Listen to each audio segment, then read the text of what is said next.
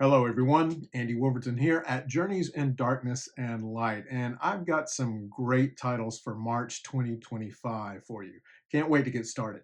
So let's do that. Let's get started right now.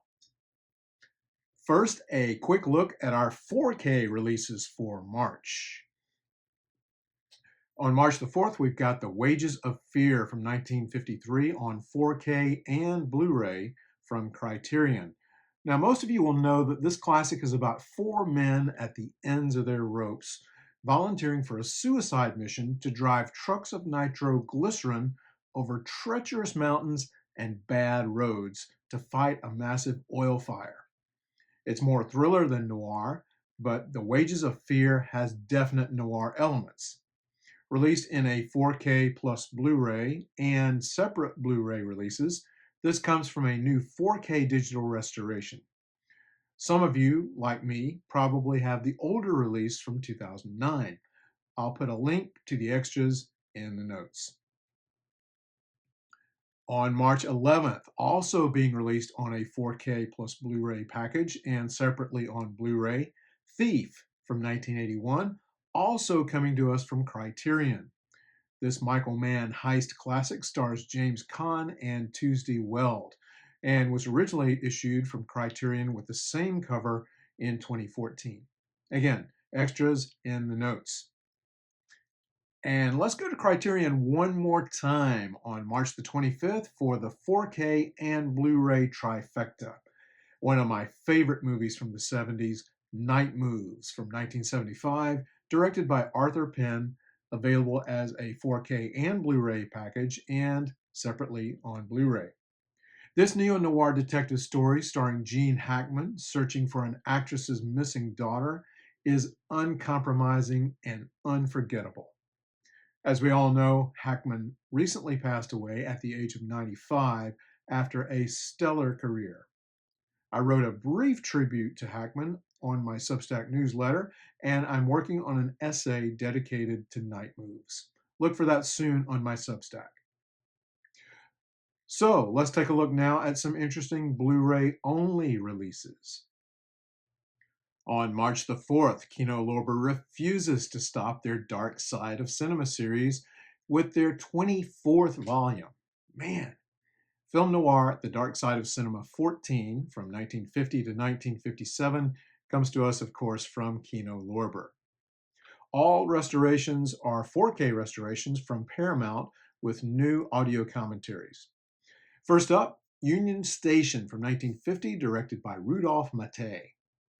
When a woman, Nancy Olson, sees a couple of suspicious men boarding a train at Chicago's Union Station, she's just a bit unnerved. Then she notices that one of them has a gun. She contacts security, and soon the head of railroad security, played by William Holden, comes to check things out. And it turns out the woman was onto something. Union Station offers familiar territory, especially the police procedural aspect, but it does it very well. Holden and Olson had just finished filming Sunset Boulevard, and you can tell they're still on their game. The film is also shot in quasi-documentary style and features effective supporting performances from Lyle Becker and Barry Fitzgerald. And we have an audio commentary by Alan K. Rohde, which is always welcome. Next up, Jennifer, directed by Joel Newton. Young Agnes, played by Ida Lupino, takes a job as the caretaker of a vacant California estate. She learns that the former caretaker, a young woman named Jennifer, mysteriously went missing some time ago. Agnes becomes consumed by the mystery and may be in danger of disappearing herself. Jennifer is a fun gothic mystery noir from Monogram Pictures, but was shot by James Wong Howe, so I'm eager to see this new restoration. The disc features a new audio commentary by critics Kat Ellinger and Martin Conterio. And making its Blu-ray debut, The Crooked Circle from 1957, a boxing noir directed by Joseph Kane. The Crooked Circle begins with talk of Joe Kelly, a promising young fighter who suddenly quit boxing and disappeared.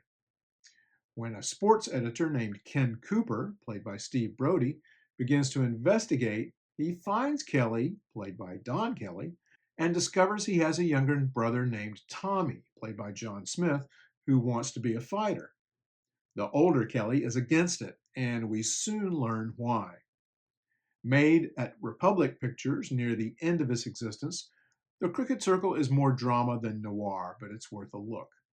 The disc includes a new audio commentary by screenwriter and critic Gary Girani. Now, the highlight of this set is going to be Union Station. It's terrific. Also, Jennifer is quite good. The Crooked Circle, we'll see. Hey, 3D isn't dead. On March 25th, Kino Lorber brings us The Glass Web from 1953, directed by Jack Arnold. This one's a real corker. Helen Hughes plays Paula Rainier, an actress who's blackmailing writer Don Newell, played by John Forsythe, over their secret affair, which Newell has just ended. Newell writes scripts for a true crime television show called Crime of the Week, which is researched and cast by Henry Hayes, played by Edward G. Robinson, who is being led on by Paula. When Paula is found strangled to death, the cops like Paula's estranged husband Fred Abbott, played by John Veros, for the crime. Meanwhile, Hayes suggests that the next show should focus on Paula's murder. But after reading an alternative script for the show, Newell suspects Hayes might be the killer. I can't wait for this one. It looks like a lot of fun. The release includes both 2D and 3D versions, plus a pair of 3D glasses. Now, if you don't have a 3D TV, you won't get the full effect. Plus, the disc includes a new audio commentary by Jason A. Nye. On March 24th, a box set I pre-ordered and can't wait to see, Hardboiled, 3 pulp thrillers by Alain Corneau from 1976 through 1981. This comes to us from Radiance, and this is a Region A and B release. In Police Python 357 from 1976, Yves Montand plays a policeman implicated in his lover's death and trying to evade his biggest rival. This is based on Kenneth Fearing's novel The Big Clock, originally filmed in 1948. Next, we have Série Noire, the only film I've seen from this set. It's an adaptation of the Jim Thompson novel A Hell of a Woman, in which a man tries to save a young girl from prostitution, but is he too late? And the set closes out with Choice of Arms from 1981. Yves Montand returns as a criminal coming out of retirement for one more job, after a gang on the run from a prison break turns to him for help. It also stars Catherine Deneuve and Gerard Depardieu. Now, this is an impressive set loaded with extras, which I'll link to in the notes.